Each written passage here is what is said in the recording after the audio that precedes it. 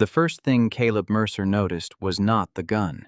It was the mother's hand tightening around her little boy's shoulder in the food court, the way fear moved through her fingers before it reached her face, and the way the two men in rain jackets had stopped pretending to look at the menu board.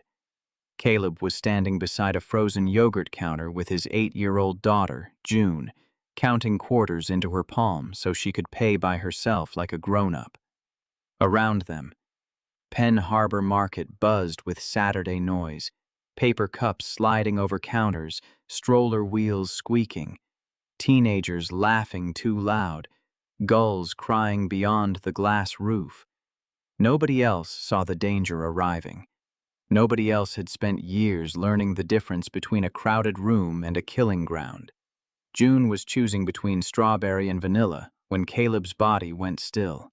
His old army jacket hung loose on his shoulders, his work boots were stained with brake fluid, and there was a thin crescent of dried grease under one fingernail that no amount of scrubbing ever seemed to remove. To almost everyone in that bright market, he looked like exactly what he was trying hard to be: a tired mechanic, a widower, a father trying to give his daughter one ordinary hour after a long week.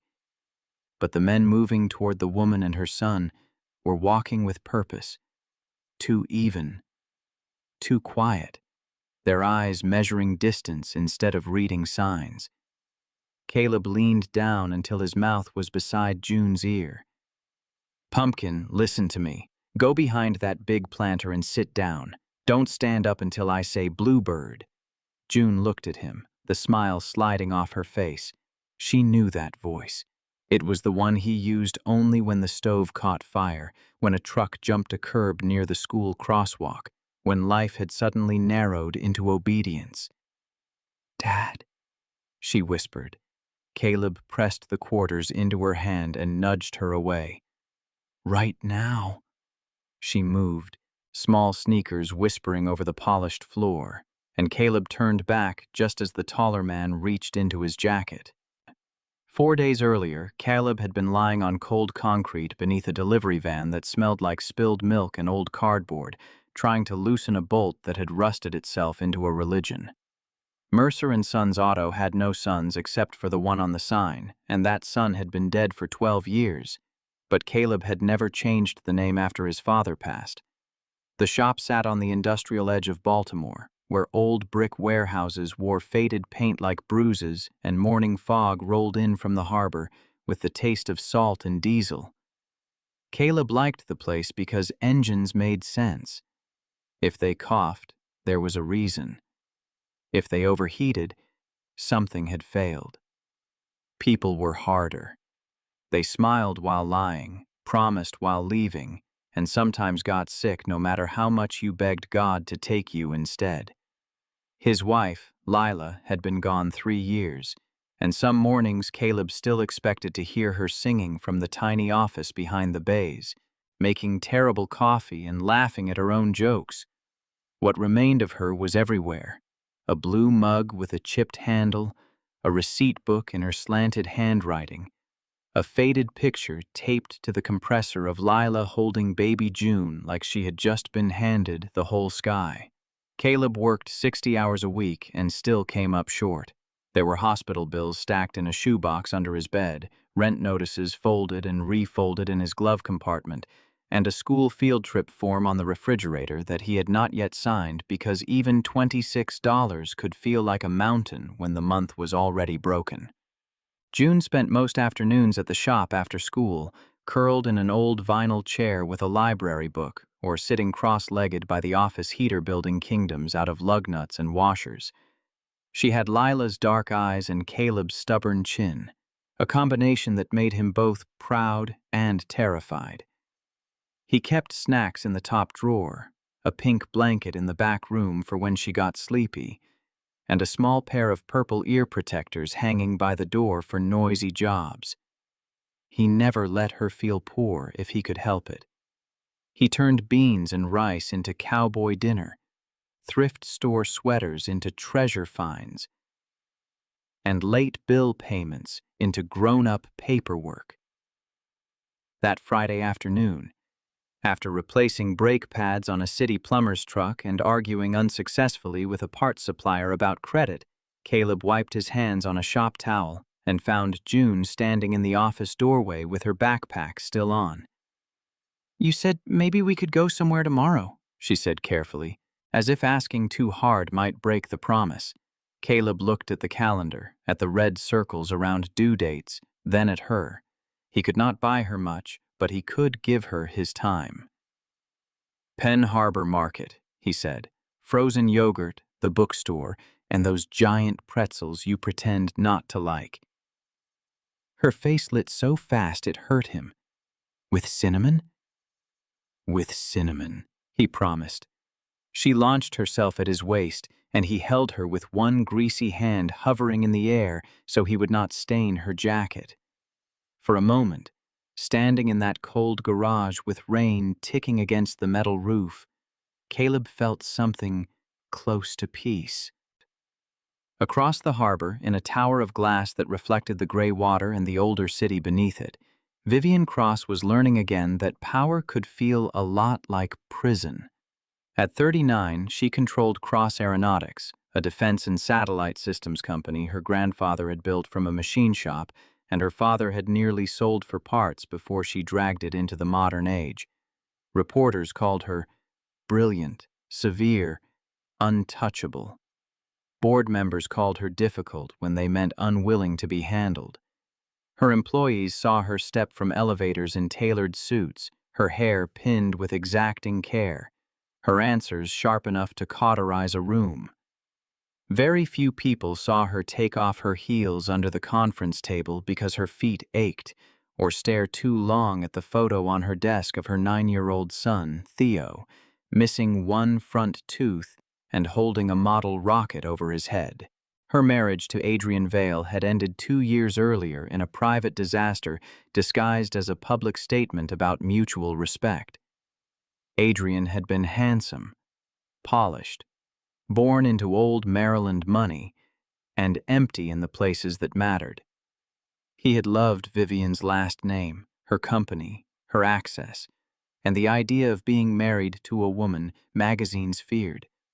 He had never loved the ordinary parts of her, the midnight panic, the long silence after her father died, the way she read Theo the same book 4 times because he asked. When the divorce settlement did not give Adrian what he believed he deserved, he discovered fatherhood as a weapon.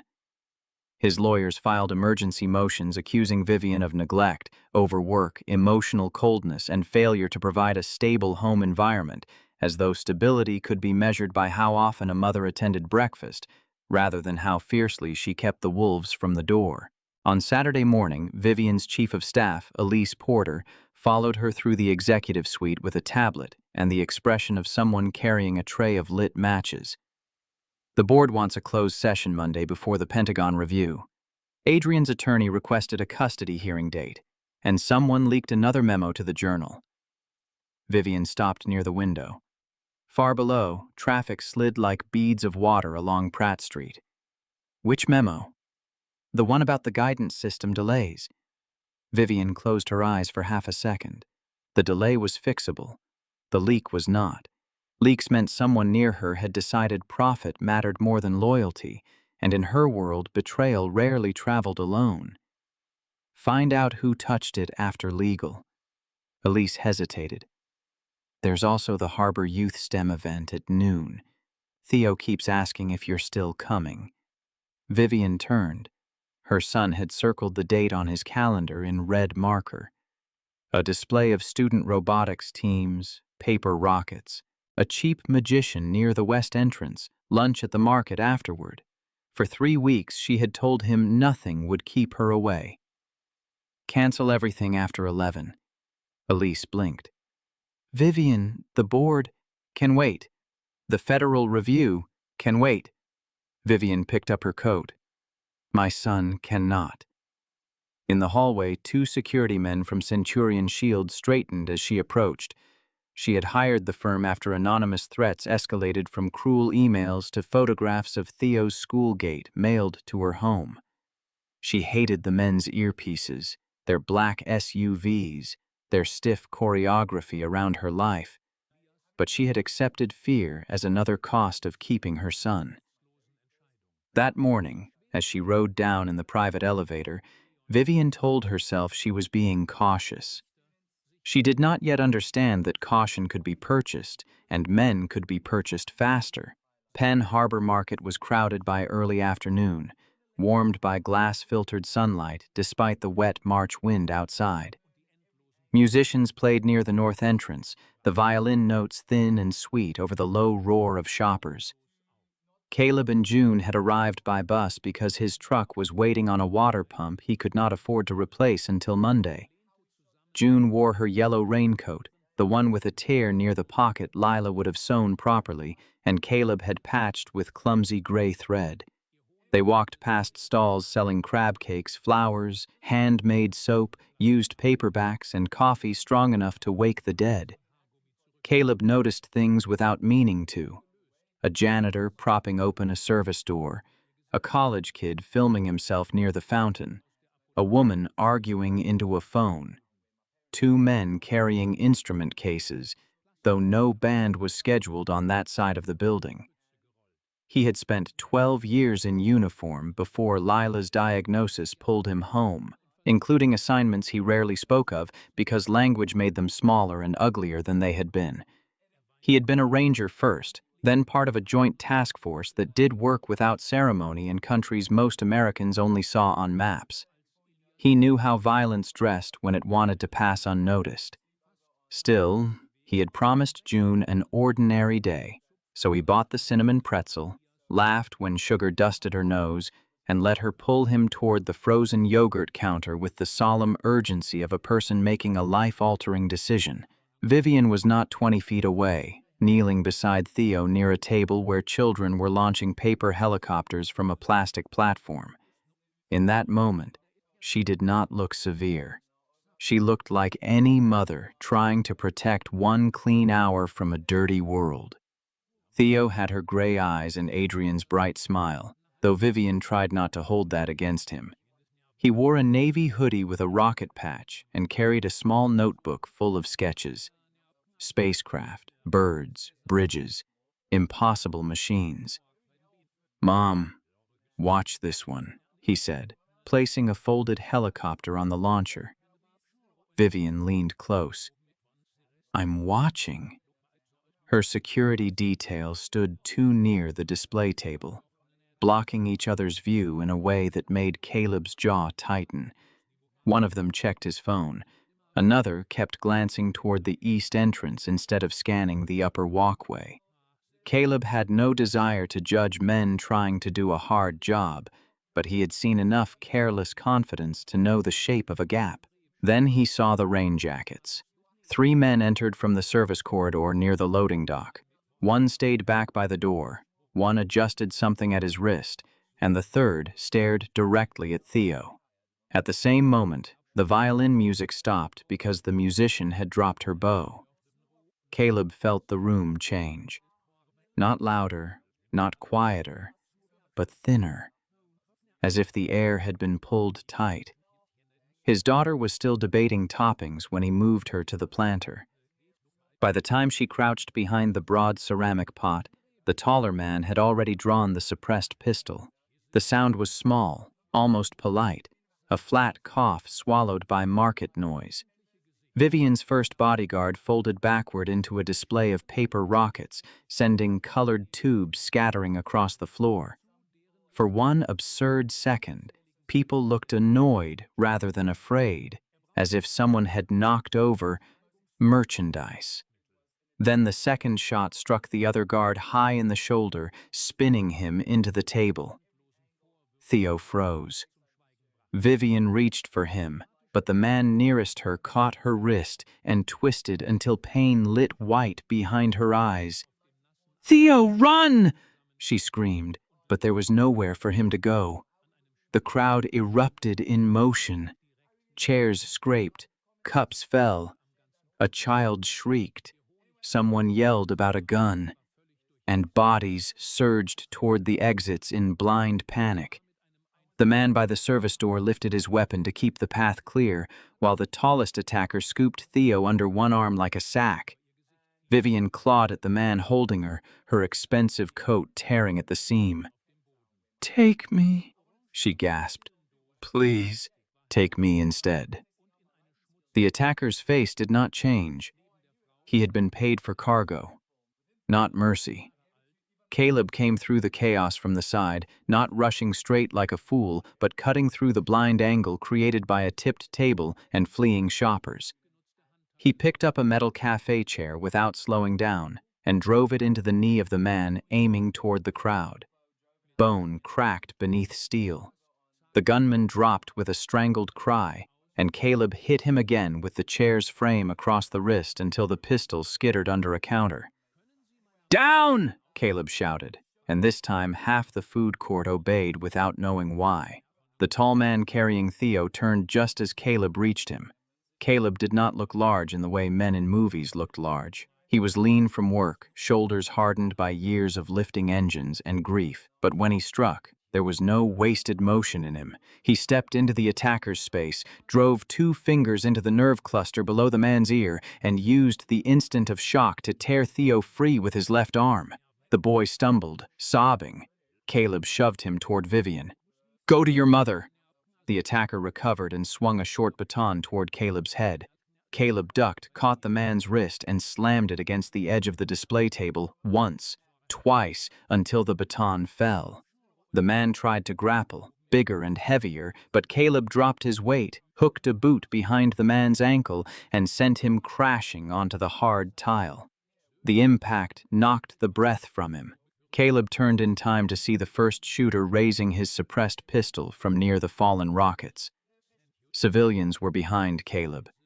June was behind the planter.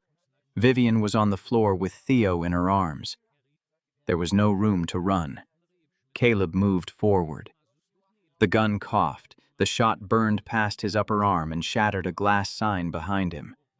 Before the shooter could fire again, Caleb struck the gun hand outward, drove his forehead into the man's nose, and stripped the weapon with a twist so sharp the man screamed. Caleb ejected the magazine, racked the slide, and kicked both pieces beneath separate counters without ever taking his eyes off the room. The last attacker at the service corridor saw the plan disintegrating and bolted through the door. Caleb let him go. A chase would leave June exposed, and fatherhood had redrawn every line of courage in him. For several seconds after it ended, nobody understood that it had ended. People remained crouched beneath tables and behind kiosks. A woman prayed aloud in Spanish. The wounded guard groaned beside the paper rockets, one hand pressed to his bleeding shoulder. Theo clung to Vivian's neck, his breath coming in broken hiccups. Caleb stood in the center of the ruined food court with blood darkening the sleeve of his jacket, chest rising and falling, eyes still sweeping the balconies, the exits, the reflective glass. He found June's yellow raincoat behind the planter. She was curled small, both hands over her ears, quarters scattered around her shoes. The sight went through him harder than the bullet crease. He crossed to her and crouched. "Bluebird," he said softly. June lifted her head. For a moment, she looked at him as if she did not recognize the man who had just moved through violence like a storm. Then she saw his eyes, the same eyes that checked her homework and warmed her socks on the radiator, and she threw herself into him. Caleb wrapped his good arm around her and held on. Vivian, still on the floor, stared at him. She saw the grease on his jeans, the cheap haircut, the old jacket patched at one elbow, and the terrible calm in his face. A minute earlier, she might have passed him on a sidewalk without remembering him. Now she knew her son was breathing, because this stranger had stepped between Theo and hell. Sirens wailed in the distance. Caleb looked toward them, then at the disabled gunman beginning to stir. He did not want questions, cameras, paperwork, or the old life reaching out of official shadows to name him. He picked up June's backpack, took her hand, and moved with the fleeing crowd toward the west exit. Vivian called after him, "Wait, please, what's your name?" He did not turn around. June's small fingers tightened around his. By the time the first police officers pushed into the market with weapons drawn, Caleb Mercer was gone. That evening, Vivian sat in a private room at police headquarters with a paper cup of coffee cooling untouched in front of her, and Theo asleep under a borrowed blanket on a vinyl couch. Outside the frosted glass, detectives moved in and out of conversation with federal agents, Centurion Shield executives, and lawyers who had arrived faster than ambulances. Detective Marisol Grant, a compact woman with tired eyes and a voice that suggested she had no patience for theater, placed 3 photographs on the table. 2 suspects in custody, 1 in surgery, 1 escaped through the loading corridor. We found a stolen van abandoned 6 blocks away. Plates were switched. Weapons were clean. These were not amateurs. Vivian looked at the photographs. Who sent them? That is what we are trying to learn. Grant sat across from her. What I would also like to learn is who the man in the brown army jacket was. Vivian swallowed. I don't know. Your people don't know? No. The detective's mouth tightened. Mrs. Cross, your security team was neutralized in under 5 seconds. The attackers had your location, your route, and access through a service corridor that should have been locked. Then an unidentified civilian dismantled the whole operation without killing anyone and left before officers arrived. That is a lot of unusual in one afternoon. Vivian looked toward Theo. His fingers twitched in sleep, still gripping the edge of the blanket. He saved my son. I'm aware. Grant leaned forward. Which is why I would like to find him before the people behind this do. Vivian understood the warning. The failed kidnapping had not ended anything. It had revealed a door in her life that someone had opened from the inside. By midnight, Vivian was back behind the walls of her waterfront estate outside Annapolis, though it no longer felt like home. The house was large, modern, and full of controlled light, with glass walls facing the Severn River and security cameras tucked into every elegant line. That night, every reflection looked like a weakness. Theo slept in Vivian's room because neither of them could stand to be apart, and Elise sat at the kitchen island with a laptop, pale and shaken, her usual efficiency fraying at the edges. Centurion says the service door alert was disabled for scheduled maintenance, Elise said. There was no maintenance scheduled. Vivian stood barefoot on the cold stone floor. Who had access? Security operations, facilities, executive logistics, and a handful of IT administrators. And Adrian? Elise hesitated. Not officially. Vivian gave her a look. Officially had become a useless word. Adrian had smiled at her in court 2 weeks earlier and said, "You can't protect him from everything, Vivian." She had dismissed it as cruelty. Now the sentence returned wearing a different face. "Find the man from the market," Vivian said. Elise blinked. "The police are looking." The police follow rules. We follow data. Vivian, traffic cameras, transit cameras, public footage, social media uploads, whatever was captured within 6 blocks. Do not run it through company servers. Use the isolated lab machines. Elise's hands stilled on the keyboard. That may not be legal. Vivian looked toward the dark hallway where her son slept. Neither was taking my child. It took 31 hours, not because Caleb had hidden with particular sophistication, but because he lived in the kind of world cameras forgot. He rode buses, paid cash, worked under cars, and owned a flip phone with a cracked hinge because smartphones felt like collars. A tourist video finally caught him leaving the market with June, his face visible for less than 2 seconds in the reflection of a bakery window. Elise matched it through an old veterans charity newsletter, then through a business license renewal. Caleb Mercer, former U.S. Army Ranger, widower. owner of Mercer and Sons Auto, father of Juniper Mercer, age 8, decorated, discharged under honorable medical family hardship circumstances, several records sealed, behind on property taxes, behind on shop rent, behind, it seemed, on everything except courage. Vivian arrived at the garage just after sunrise on Monday in a black SUV she no longer trusted. Accompanied by 2 replacement guards she trusted even less. The shop door was half open, and inside Caleb was teaching June how to check tire pressure before school. "Numbers matter," he told her, crouched beside an old Subaru. "Too low, the tire wears out. Too high, it rides rough.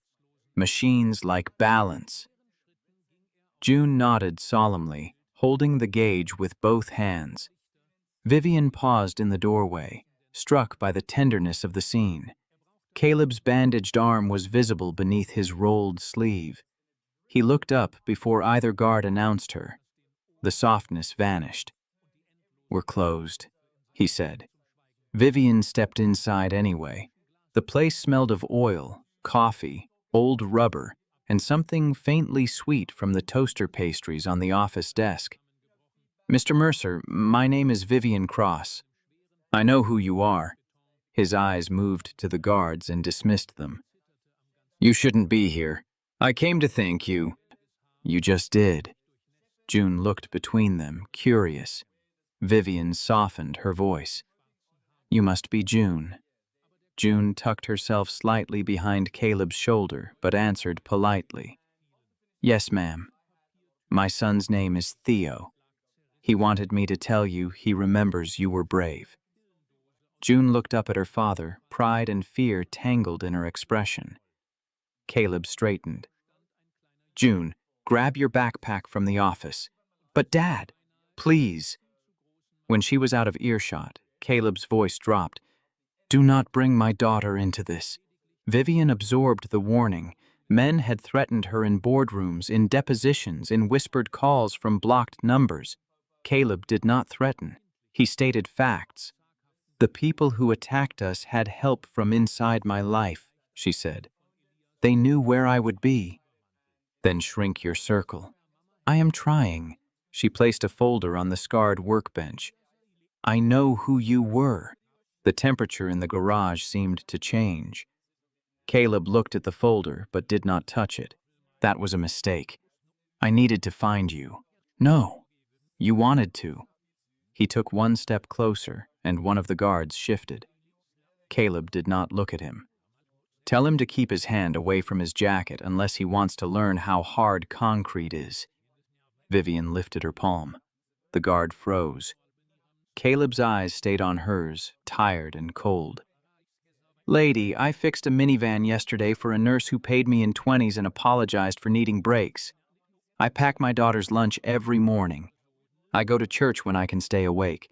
Whatever you think you found in that folder is buried." Vivian had prepared offers, arguments, numbers, and non-disclosure agreements. Standing in the ruined light of the old garage, all of them suddenly felt obscene. "My son is alive because of you," she said quietly. "And whoever tried to take him will try again.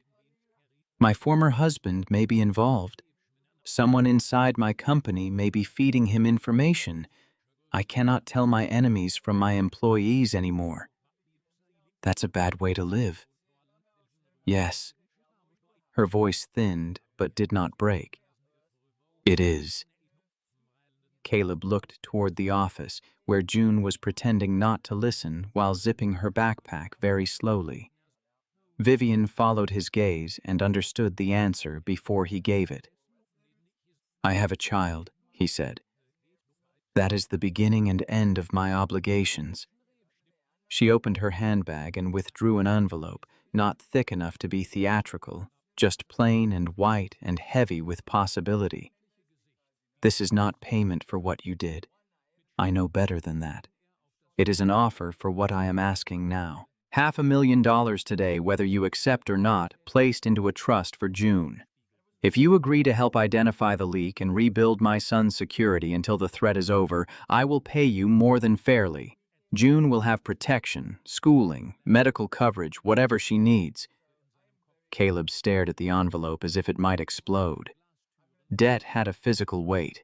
He felt it in his shoulders every morning, in the way he cut his own meals smaller, in the way he pretended not to notice when June needed new shoes. $500,000 would erase the shoebox bills, save the shop, protect June from the kind of hunger that never growled but always waited. He hated Vivian a little for knowing exactly where to press.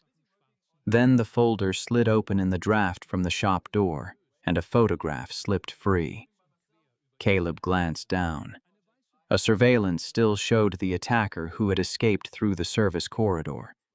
His face was turned away, but his left hand was visible near the door frame, and on the back of it was a tattoo Caleb had once seen gripping a knife under foreign moonlight. A black wolf, split by a red line. His throat went dry. "Where did you get this?" "From market footage." "Who is he?" Vivian asked. Caleb picked up the photograph, and the past he had buried rose as if it had only been waiting for permission. "Silas Voss," he said. "Former contractor. Before that, Army. Before that, nobody worth remembering." "You know him." "I put him in prison." Vivian went still. Caleb's hand closed around the photograph until it bent.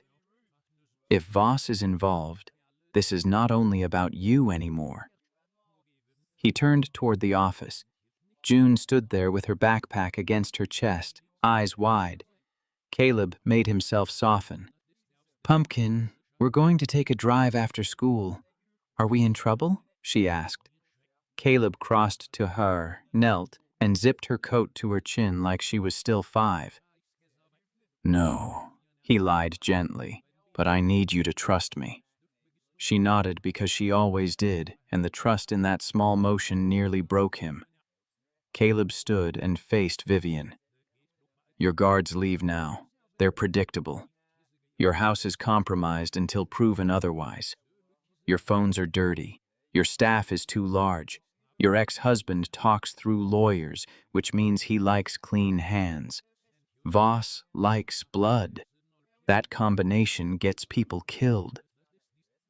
Vivian listened without interrupting. "If I do this," Caleb said, "we do it my way. No press, no boardroom heroes, no agency men who flex at mirrors, and my daughter stays where I can see her." Vivian held his gaze. "Agreed." Caleb reached for his old jacket. "Then we start before whoever hired Voss realizes you found me." The Cross estate became less of a mansion and more of a field problem by Tuesday night.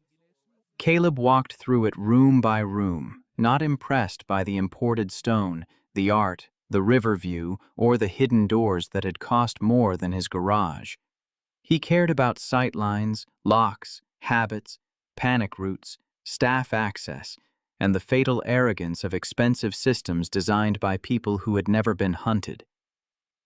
"Glass is not security," he told Vivian when she explained the reinforced panels facing the river. "It's just confidence you can see through."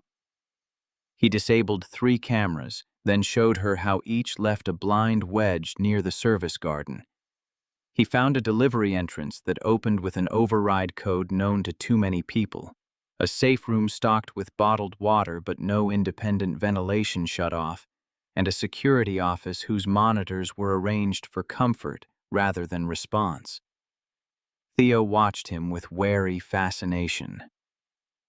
June, after one shy hour, decided Theo was acceptable because he owned a telescope and did not laugh when she admitted she had never seen a real sailboat up close. The 2 children built a fort under the long dining table using cashmere throws that made Vivian's housekeeper wince. Caleb almost told June to be careful, then stopped himself when he heard her laugh. It had been months since her laughter filled a room without checking first to see if he could afford it. Vivian noticed, too. She stood in the hallway, arms folded, watching Theo explain constellations to a girl in a patched raincoat, and something in her expression loosened. "He hasn't had many friends," she said. Caleb kept his eyes on the camera feed he was rewiring. Children with guards learn not to invite people close. Vivian looked at him. "So do adults." Caleb did not answer. Silence was often kinder than agreement. The first betrayal surfaced not with a dramatic confession, but with a parking receipt. Caleb had asked for visitor logs, staff rosters, server access records, vehicle movements, maintenance orders, and financial disclosures for anyone within reach of Vivian's schedule. Elise gathered them with a speed that earned Caleb's reluctant respect. He did not trust easily, but Elise's fear had the clean edge of loyalty rather than guilt. By Thursday, Caleb had built a map across the estate's security room wall using tape, printed records, and handwritten notes. Vivian watched him work with the uneasy patience of someone accustomed to digital dashboards, not paper and instinct. "You really believe a receipt matters?" she asked. Caleb tapped it. "Your facilities manager, Nolan Price, parked near Adrian's law office 3 times in 6 weeks. Each visit was under 20 minutes. He reported those hours as vendor inspections." Vivian's face hardened. Nolan had worked for her company for 9 years. He had sent Theo birthday gifts. He had once driven Vivian to the hospital when she had pneumonia and refused an ambulance because a merger vote was scheduled the next morning. "That is not proof." "No," Caleb said. "It's smoke." He found the fire at 2 in the morning in an old firmware update pushed to the estate's service network. Nolan did not need to know kidnapping plans. He only needed to accept money for harmless access.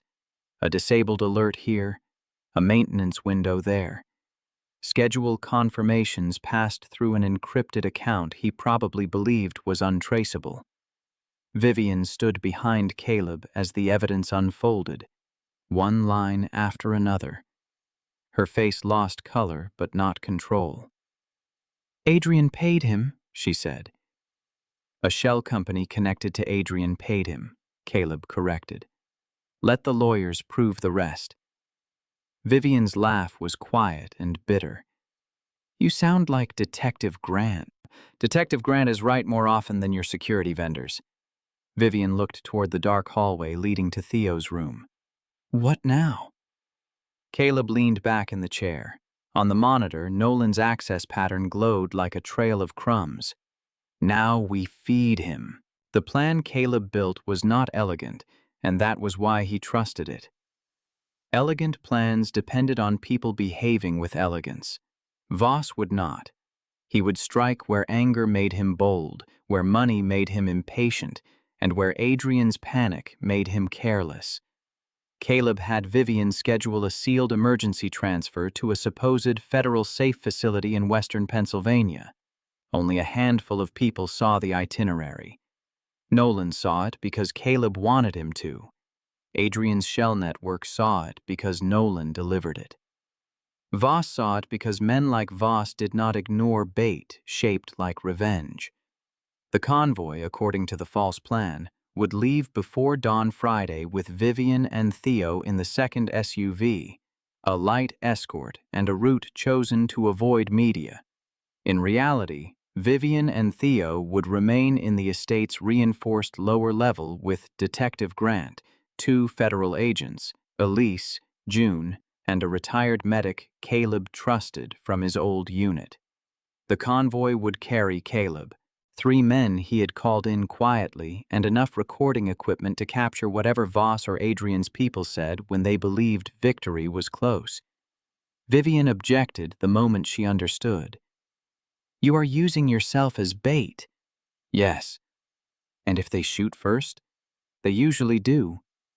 "That is not reassuring." Caleb checked the action on a rifle with practiced calm, then locked it back into its case.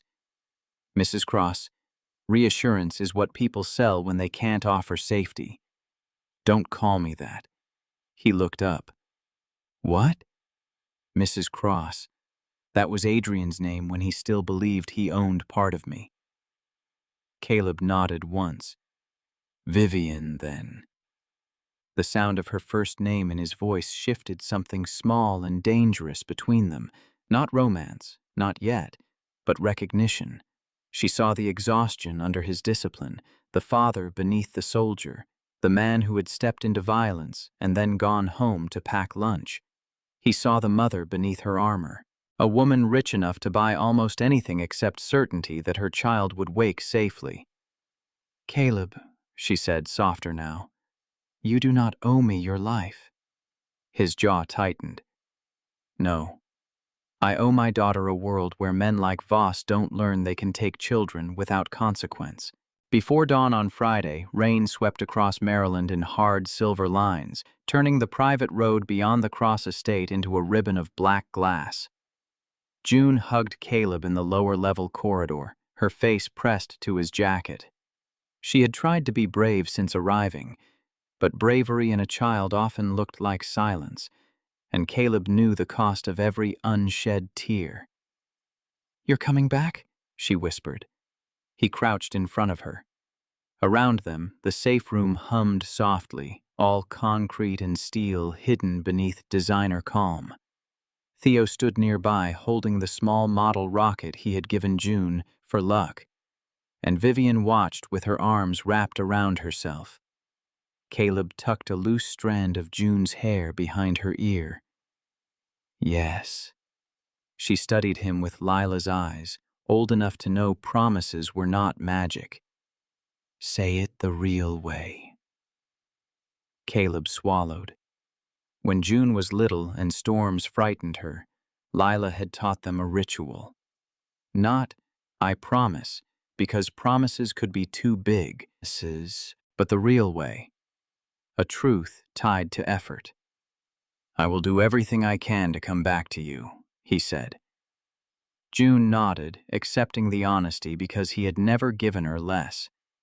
She slipped something into his palm, one of the quarters from the market, scratched and sticky from frozen yogurt. For luck, she said. Caleb closed his fingers around it. Vivian stepped forward after June moved back to Theo. I don't know what to say, she admitted. Caleb gave her the faintest smile. Most people say, be careful. Would it help? Not much. She reached out, then stopped herself, unsure what she had the right to touch. Caleb saved her from the decision by offering his hand. She took it. His palm was rough, warm, scarred. Come back, she said. That helps, he replied. And then he was gone. The false convoy left at 4:12 a.m., 3 dark SUVs moving through rain and pre-dawn emptiness. Caleb rode in the second vehicle, where Vivian and Theo were supposed to be. His face shadowed beneath a black cap, body loose in the way that meant every muscle was ready. The route carried them north through sleeping towns, past gas stations glowing like lonely ships, then west into hill country where cell service thinned and trees crowded the road. Voss chose an old bridge near the Pennsylvania line, a place narrowed by construction barriers and bordered by steep drainage cuts filled with spring runoff. Caleb saw the trap before it closed. A utility truck parked too neatly on the shoulder, a deer carcass dragged into the lane as a forced slowdown, no headlights behind them for 2 miles. Contact in 30 seconds, he said into the radio. His voice carried no fear. Fear was present, but trained. He had long ago learned to make room for it without letting it drive. The lead SUV slowed. The utility truck's rear doors flew open. Men in dark gear moved from the tree line with suppressed rifles raised. The first round struck the lead vehicle's windshield in tight clusters, spider-webbing the glass. Caleb's driver jerked the wheel as if panicking, exactly as rehearsed, and the convoy folded into the construction choke point. The attackers advanced fast, confident they had surprised frightened executives and undertrained guards. Caleb waited until they committed past the barriers. Then he opened the rear door and rolled out into the rain. Everything became fragments. Muzzle flashes behind water, tires hissing on wet pavement, the metallic smack of rounds striking armored doors, a shouted order cut short by Caleb's first shot. He moved low along the vehicle, using the open door as cover, firing not to impress but to end movement. One attacker dropped behind the utility truck. Another spun into the guardrail. Caleb's team answered from the first and third SUVs, disciplined bursts pinning the ambush from both ends. Voss's men had expected fear and confusion. Instead, they found a box closing around them. Caleb heard Voss before he saw him. "Mercer!" The voice came from beyond the bridge, roughened by rain and hate. "I knew that was you at the market, still playing hero for people who wouldn't let you through their front door." Caleb shifted behind a concrete barrier as rounds chipped stone near his cheek. "Silas," he called back, "you look busy for a dead man." Voss laughed. "Prison didn't take." "Shame. You cost me 8 years. You cost those villagers more." The rain seemed to harden between them. Years earlier, in a valley Caleb still saw in dreams, Voss had executed 2 unarmed men and called it battlefield clarity. Caleb had testified, though men warned him not to, though silence would have been safer, though truth had made him enemies in places that kept records differently. Voss had stared at him during the hearing, with the same flat smile Caleb now imagined behind the trees. "Adrian Vale sends his regards," Voss shouted. "Weak man, but generous. Wanted the boy alive, the mother dead, and you, well, you were a bonus." Caleb tapped the recorder fixed beneath his vest. "Appreciate the clarity." Voss realized too late what he had given away. His answering scream dissolved into gunfire. The fight ended off the road, down in the drainage cut where rainwater rushed around Caleb's boots and mud sucked at every step. Voss had abandoned his rifle after Caleb's team disabled the utility truck and cut off the retreat. He came at Caleb with a knife, older than the man in Caleb's memory, but still powerful, still driven by the ugly energy of someone who mistook cruelty for strength. Caleb could have shot him. There was a clean second when Voss slipped near the culvert, and Caleb had his pistol leveled at center mass. Instead, he held fire because killing Voss would satisfy something in him that did not deserve feeding. Voss lunged. The blade sliced across Caleb's side, hot beneath the cold rain. Caleb caught the knife arm, drove his elbow into Voss's throat, and slammed him against the concrete culvert hard enough to loosen teeth. Voss swung again, wild now, and Caleb stepped inside the arc, hooked the wrist, and broke it with a sound that even the rain could not soften. The knife fell into the rushing water. Voss sagged, then spat blood and laughed. "You think rich people care about you? You're a tool, Mercer, a useful dog." Caleb's breathing was heavy. Blood warmed his shirt. He thought of June behind the planter, Vivian's hand on Theo's shoulder, Lila's mug in the shop, all the quiet people who never made headlines but held the world together anyway. "Maybe," he said, "but I know the difference between guarding a child and selling one." He struck Voss once, not in rage but with final precision, and Voss collapsed into the mud. Caleb zip-tied his wrists, keyed his radio, and looked up through the rain as federal vehicles screamed toward the bridge. "Primary alive," he said. "Confession recorded. Tell Grant to wake the lawyers." By noon, Adrian Vale's name was no longer protected by money. Federal agents arrested him in the marble lobby of his attorney's building, while cameras gathered outside and reporters shouted questions he had once paid other people to answer. Nolan Price confessed before dinner, crying into his hands in a room with beige walls while Detective Grant listened without pity. Adrian had not imagined himself a kidnapper, according to Nolan. Men like Adrian rarely imagined themselves as anything so crude. He had imagined leverage, pressure, a custody advantage, a frightened ex-wife, a son temporarily removed from an unstable maternal environment. He had imagined clean phrases for dirty acts. Voss and his crew had been hired through layers of companies Adrian believed would keep him distant from consequences. They did not. Vivian watched the news from the lower-level safe room with Theo asleep against her side and June curled in a chair under a blanket. When footage showed Adrian lowering his head as agents guided him into a vehicle, she felt no triumph. She felt a hollow, exhausted grief for the years she had spent negotiating with a man who saw love as ownership.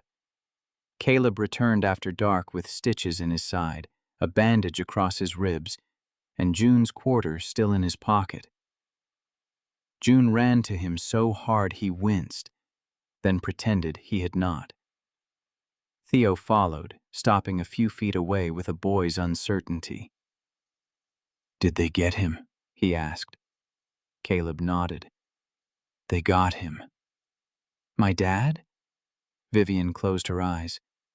Caleb crouched despite the pain so he could meet Theo's gaze. "Your father made choices adults will hold him responsible for. None of that belongs to you." Theo's face crumpled, and Caleb opened one arm. The boy stepped into it. Vivian turned away, one hand over her mouth, because dignity had carried her through boardrooms and courtrooms, but the sight of a mechanic holding her son together nearly undid her. In the weeks that followed, the world tried to turn Caleb into something simple. News anchors called him a mystery veteran.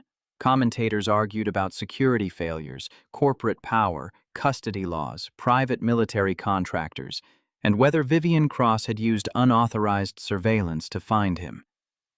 Someone posted a blurry market video, and strangers dissected his movements frame by frame, turning survival into spectacle.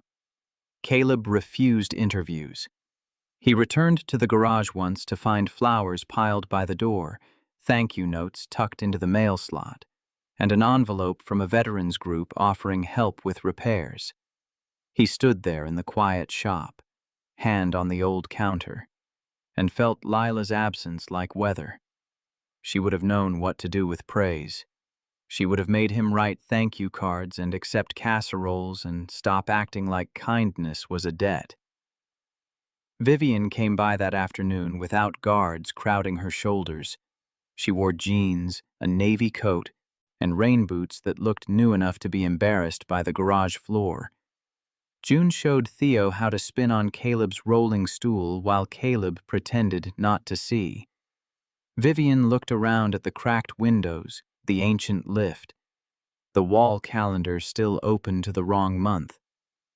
"You could close this place," she said. Caleb leaned against the workbench. "I could.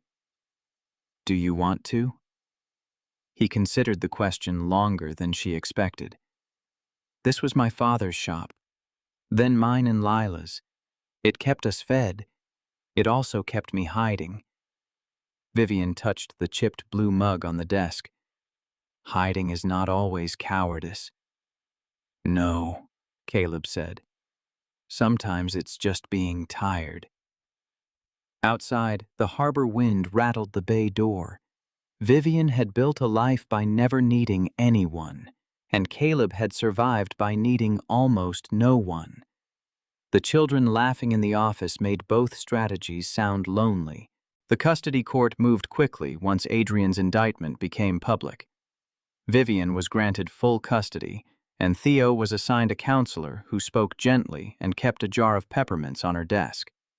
Cross Aeronautics survived the board challenge after Elise uncovered 2 directors quietly coordinating with Adrian's investors. Vivian removed them without raising her voice. Nolan went to prison. Voss returned to federal custody under charges that would likely keep him behind walls for the rest of his life. Caleb accepted payment because refusing would have been pride disguised as virtue, and pride did not buy June shoes or pay the dentist. He paid every medical bill with Lila's name on it, one by one, sitting at his kitchen table until after midnight, writing confirmation numbers on the backs of envelopes. When the last balance read 0, he put his head down on his folded arms and cried for the first time in nearly a year. June found him there and climbed into his lap without asking questions. "Is it Mom?" she whispered. "Some of it," he said. "Is it good crying or bad crying?" Caleb held her close. "Both."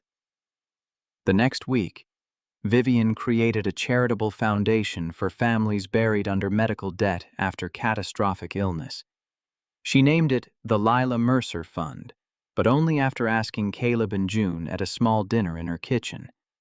June said her mother would have liked helping people, especially if snacks were provided at meetings. Caleb laughed, and the sound surprised everyone, including him. By early summer, Caleb had not become Vivian's employee in the way the papers assumed. He did oversee her security, but he did it through a new firm staffed mostly by veterans, former police officers with clean records, and quiet professionals who understood that protection was service, not theater. The office operated from the renovated second floor above Mercer & Sons Auto because Caleb refused to move into a glass tower, and Vivian, to her own astonishment, did not argue. The shop stayed open 3 days a week for regular customers. Mrs. Alvarez still brought her old Buick in for oil changes and insisted on paying with exact cash. The plumber still complained about parts prices. The city nurse cried when Caleb forgave half her balance and told her the rest had been covered by an anonymous community fund Vivian had very obviously created and very badly pretended not to control. June started at a better school in the fall, but kept her old backpack because replacing it felt disloyal. Theo spent weekends at the garage learning the difference between a socket wrench and a box wrench, and Vivian discovered that she liked sitting on an overturned crate with bad coffee in her hand while Caleb explained engines to the children like they were sacred puzzles. People still underestimated him when they saw the work boots and the faded jacket.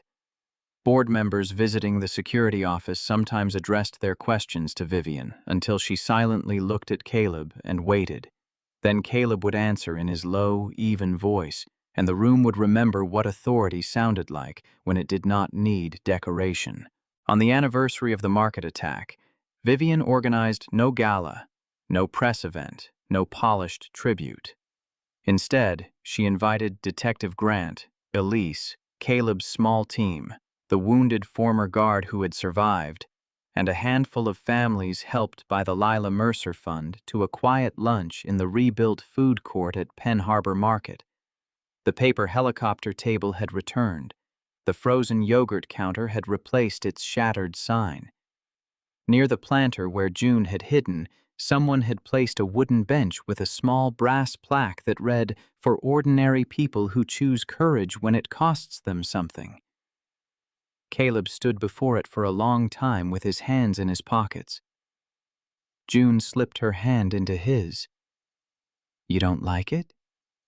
she asked. "I like it fine. You're making your sad face. That's just my face." She rolled her eyes, sounding so much like Lila that he smiled. Vivian approached with Theo beside her. She no longer moved like a woman braced for attack from every direction, though Caleb knew some part of her always would. Trauma did not vanish.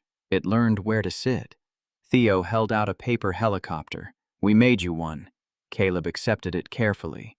On one wing, June had drawn a bluebird. On the other, Theo had drawn a small rocket.